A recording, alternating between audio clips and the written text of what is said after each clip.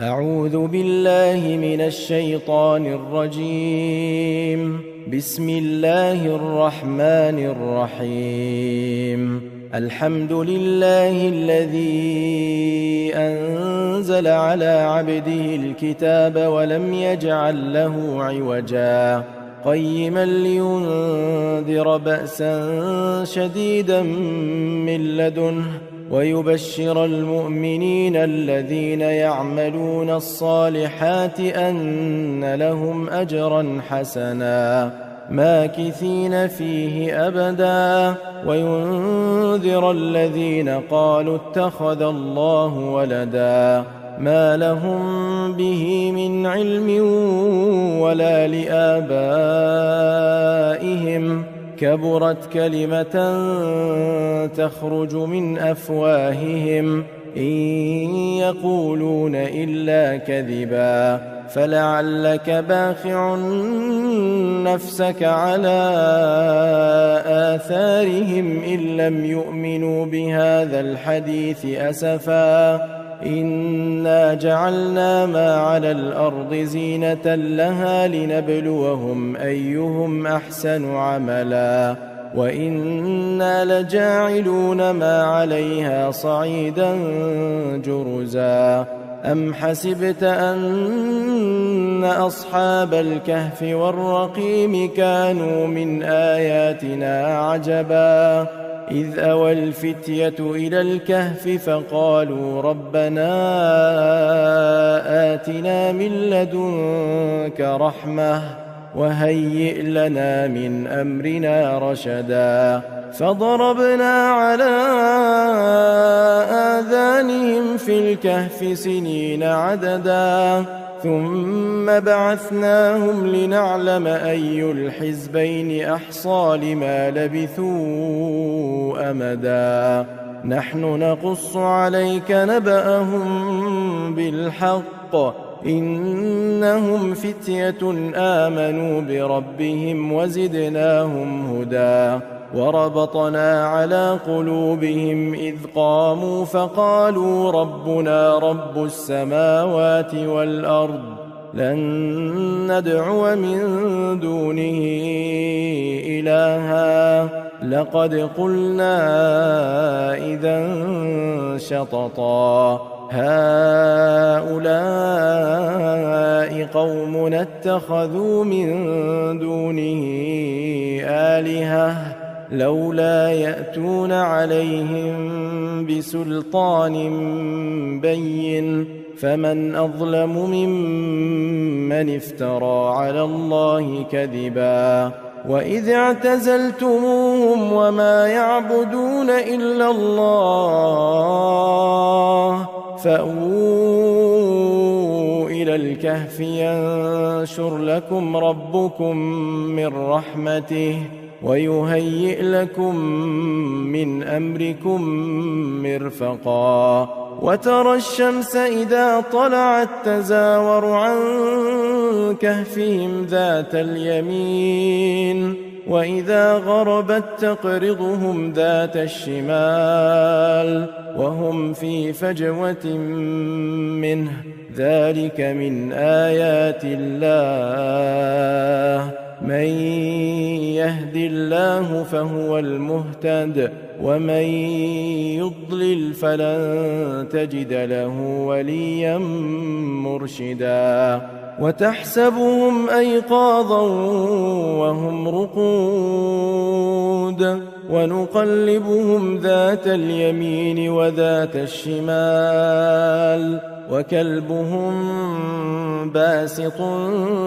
ذراعيه بالوصيد لو اطلعت عليهم لوليت منهم فرارا ولملئت منهم رعبا وكذلك بعثناهم ليتساءلوا بينهم قال قائل منهم كم لبثتم قالوا لبثنا يوما أو بعض يوم قالوا ربكم أعلم بما لبثتم فابعثوا أحدكم بورقكم هذه إلى المدينة فلينظر أيها أزكى طعاما فليأتكم برزق منه وليتلطف ولا يشعرن بكم أحدا إنهم إن يظهروا عليكم يرجموكم أو يعيدوكم في ملتهم ولن تفلحوا إذن أبدا وكذلك أعثرنا عليهم ليعلموا أن وعد الله حق وأن الساعة لا ريب فيها إذ يتنازعون بينهم أمرهم فقالوا ابنوا عليهم بنيانا ربهم أعلم بهم قال الذين غلبوا على أمرهم لنتخذن عليهم مسجدا سيقولون ثلاثة رابعهم كلبهم ويقولون خمسة سادسهم كلبهم رجما بالغيب ويقولون سبعة وثامنهم كلبهم قل ربي أعلم بعدتهم ما يعلمهم إلا قليل فلا تمار فيهم إلا مراء ظاهرا ولا تستفت فيهم منهم أحدا ولا تقولن لشيء إني فاعل ذلك غدا إلا أن يشاء الله واذكر ربك إذا نسيت وقل عسى أن يهديني ربي لأقرب من هذا رشدا ولبثوا في كهفهم 300 سنين وازدادوا 9 قل الله أعلم بما لبثوا له غيب السماوات والأرض أبصر به وأسمع ما لهم من دونه من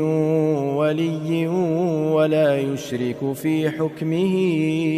أحدا واتل ما أوحي إليك من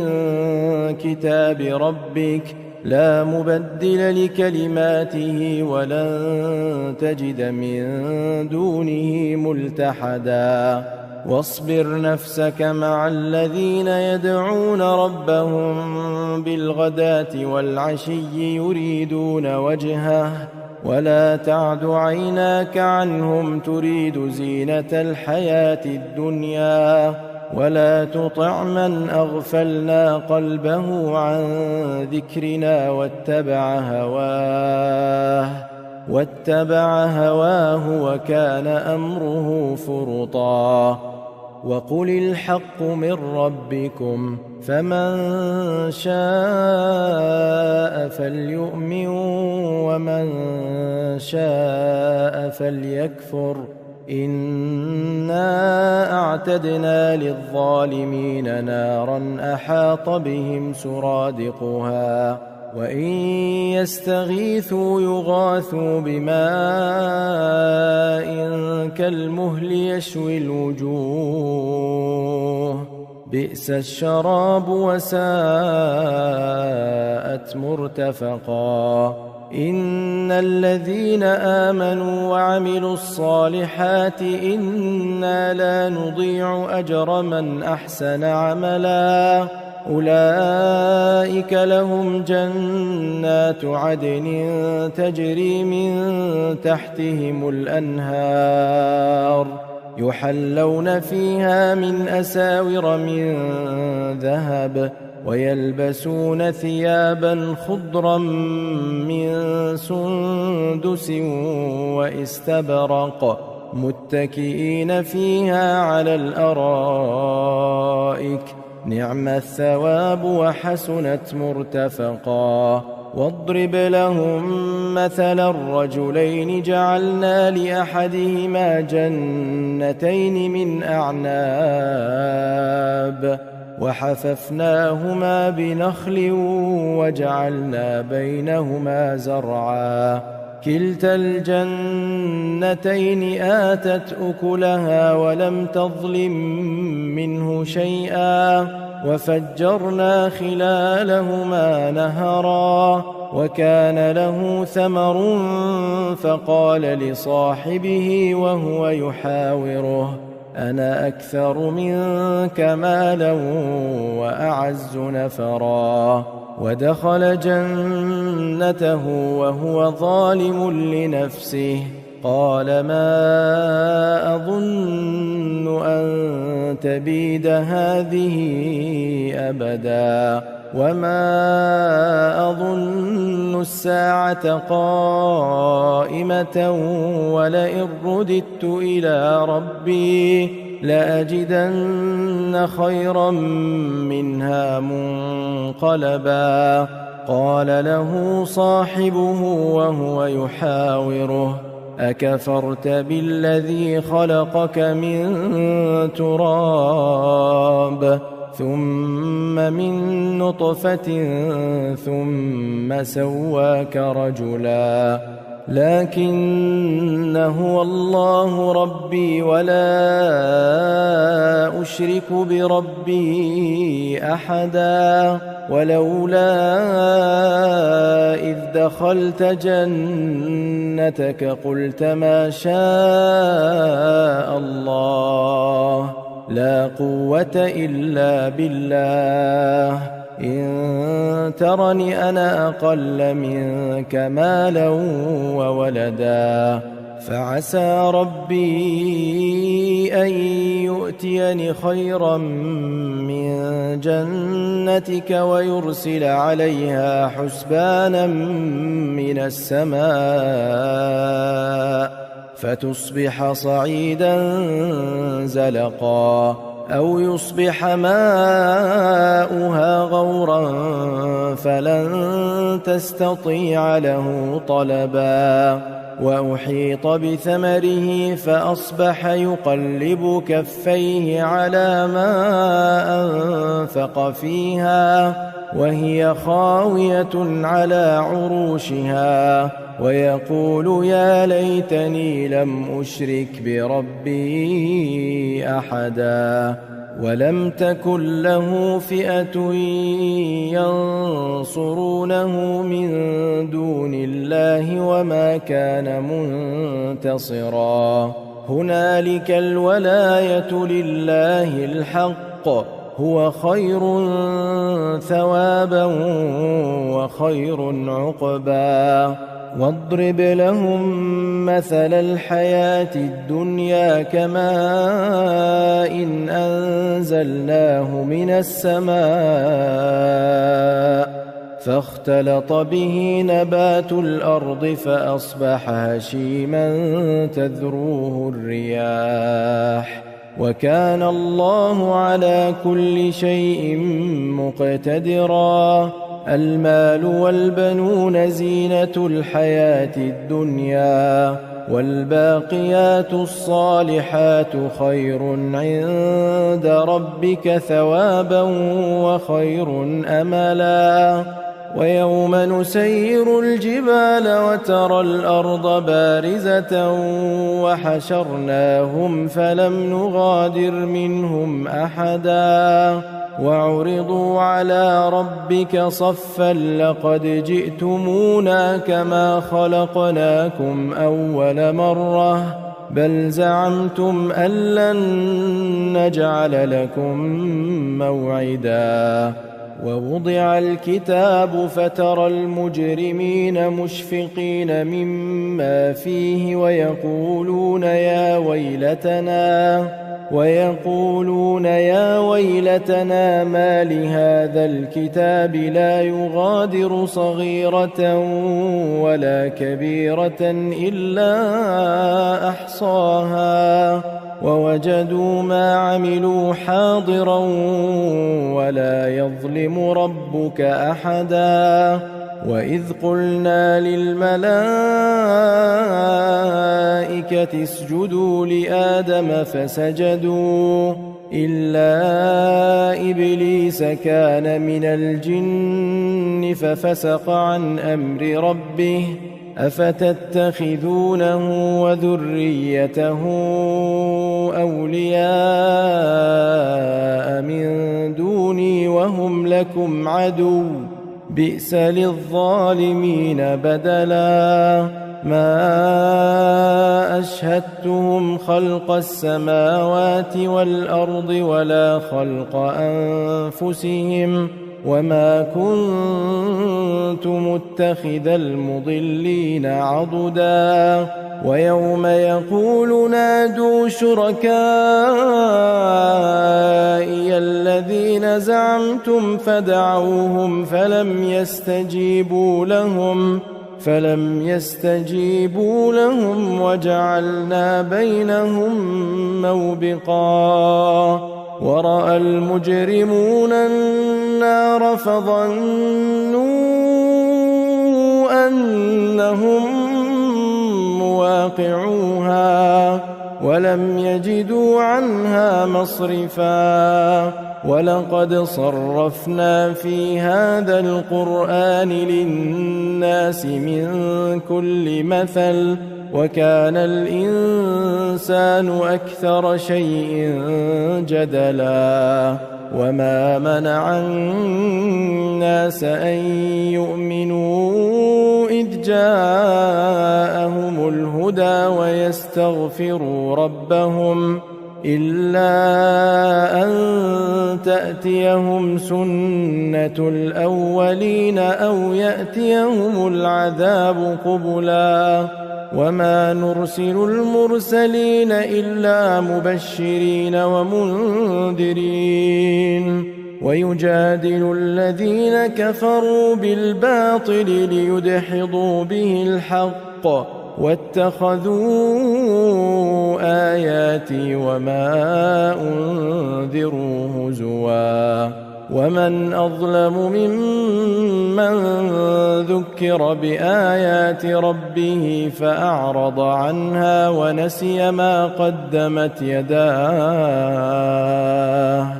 إنا جعلنا على قلوبهم أكنة أن يفقهوه وفي آذانهم وقرا وإن تدعهم إلى الهدى فلن يهتدوا إذن أبدا وربك الغفور ذو الرحمة لو يؤاخذهم بما كسبوا لعجل لهم العذاب بل لهم موعد لن يجدوا من دونه موئلا وتلك القرى أهلكناهم لما ظلموا وجعلنا لمهلكهم موعدا وإذ قال موسى لفتاه لا أبرح حتى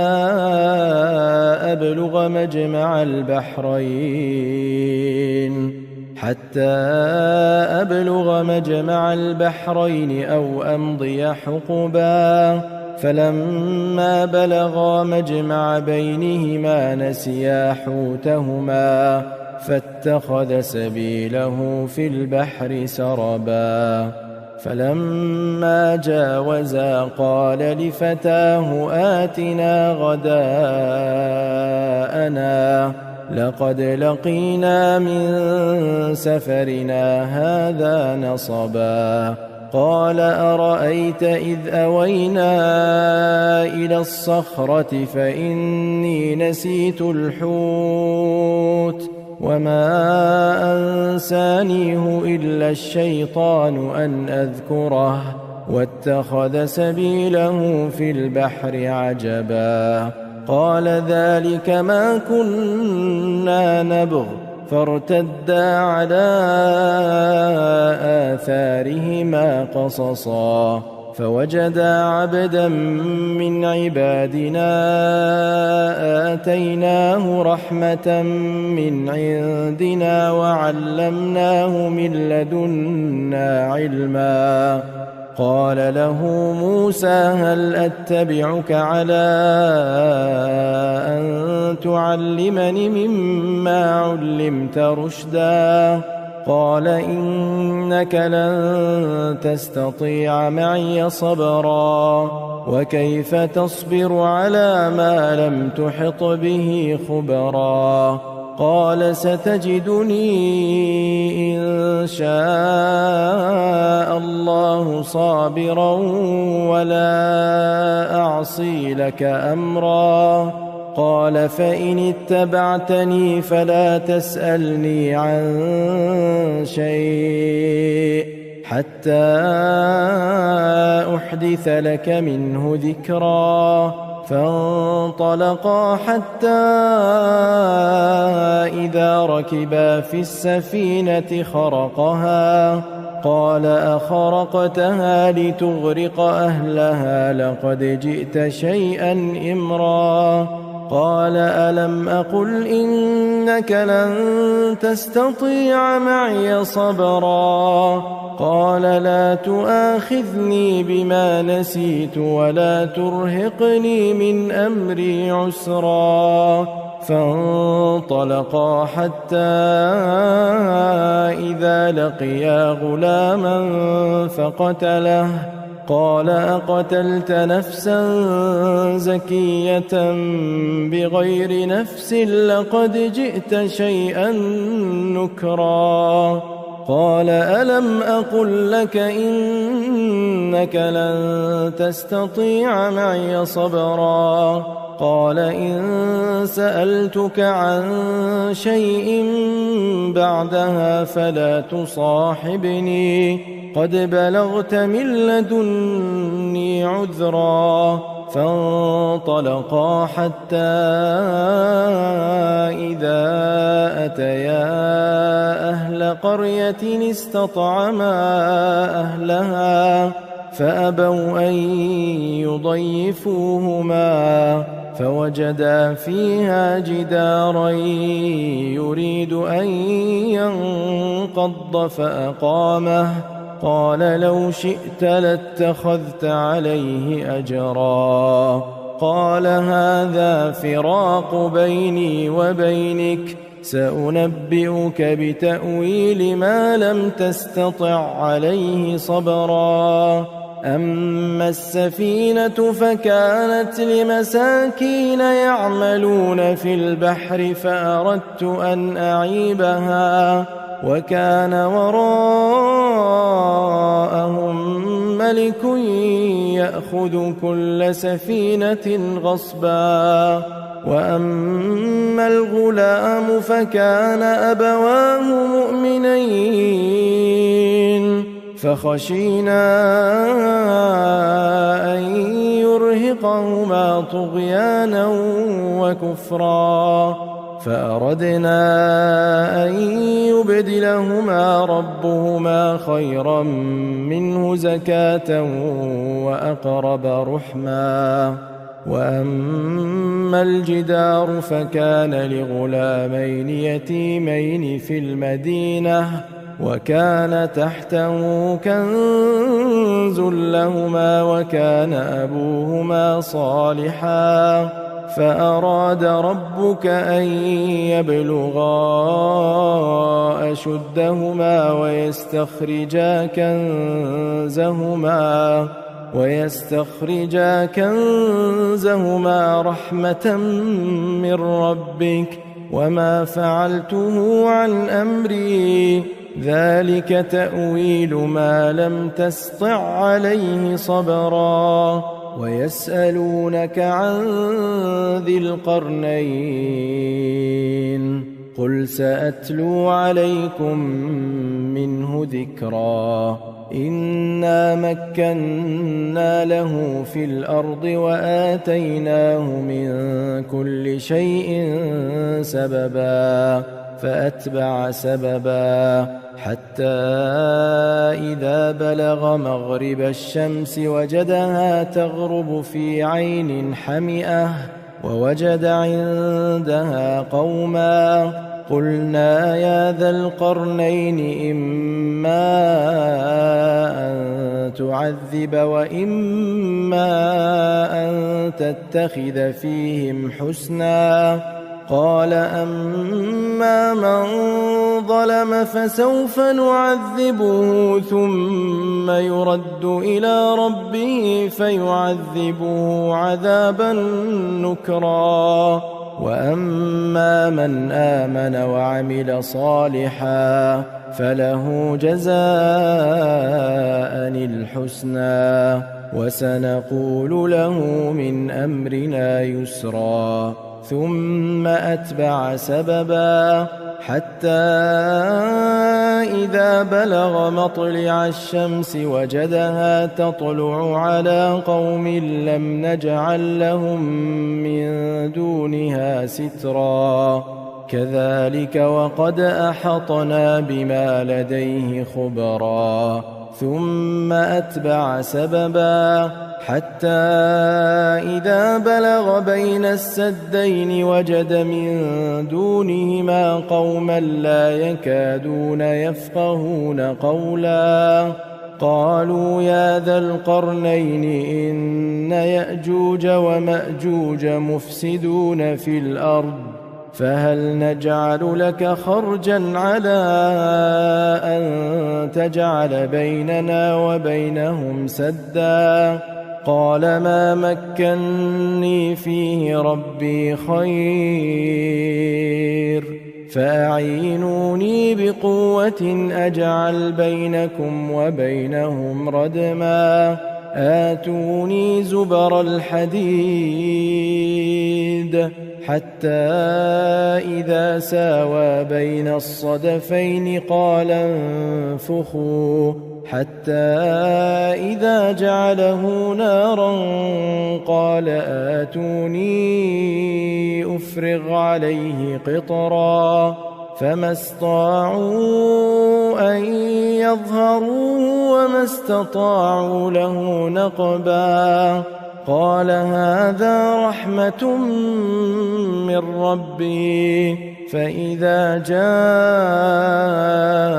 وعد ربي جعله دكاء وكان وعد ربي حقا وتركنا بعضهم يومئذ يموج في بعض ونفخ في الصور فجمعناهم جمعا وعرضنا جهنم يومئذ للكافرين عرضا الذين كانت أعينهم في غطاء عن ذكري وكانوا لا يستطيعون سمعا أفحسب الذين كفروا أن يتخذوا عبادي من دوني أولياء إنا أعتدنا جهنم للكافرين نزلا قل هل ننبئكم بالأخسرين أعمالا الذين ضل سعيهم في الحياة الدنيا وهم يحسبون أنهم يحسنون صنعا أولئك الذين كفروا بآيات ربهم ولقائه فحبطت أعمالهم فلا نقيم لهم يوم القيامة وزنا ذلك جزاؤهم جهنم بما كفروا واتخذوا آياتي ورسلي هزوا إن الذين آمنوا وعملوا الصالحات كانت لهم جنات الفردوس نزلا خالدين فيها لا يبغون عنها حولا قل لو كان البحر مدادا لكلمات ربي لنفد البحر قبل أن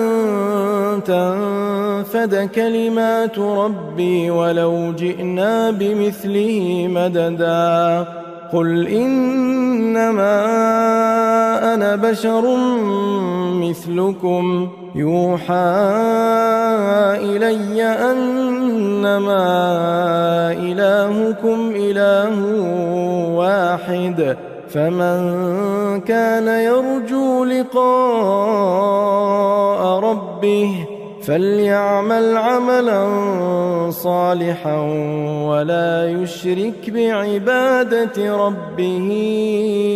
أحدا.